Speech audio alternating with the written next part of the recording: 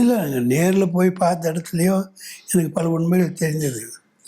தோலாவிராவில் ஒரு பெரிய பலகை, ஏற்பலகை இருந்தவுடனே ஒரு 10 அடி 11 அடி நீளமுள்ள பலகையில் ஒரு பெயர் எழுதப்பட்டிருந்தது. யாரும் படிக்கலை.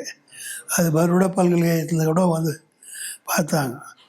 நான் அங்கே போய் அதை படித்து அவங்கள பத்திரிகைகளுக்கு வரவங்களுக்கு எல்லாம் நாடன் பன்னியன் நன்மன் அவன். நாடன்னா உள்ளூர்காரன், பன்னியன்னா வணிகன், உள்ளூர் வணிகன், அந்த பகுதிக்கு ஒரு அரசனாகிவிட்டான். அதை நான் படித்து காட்டினேன். அதில் உள்ள எழுத்துக்கள் சிந்துவெளி எழுத்துக்கள் இப்போவும் அங்கே பாதுகாக்கப்பட்டிருக்கு. இருக்கு. நான் படித்து காட்டின செய்தி அந்த குஜராத்தில் உள்ள என் பத்திரிகைகளெல்லாம் கூட வந்தது. குஜராத்தி இருக்கு, சமஸ்கிருதம் இருக்கு, ஹிந்தி இருக்கு. ஆனால் அதை தமிழ்னு எப்படி இங்கேருந்து போயிருக்குன்னு சொல்றீங்க? இன்னைக்கு வேற மொழிகள் அங்கே இருக்கு. 2000 ஆண்டுக்கு பின்னால் போங்க.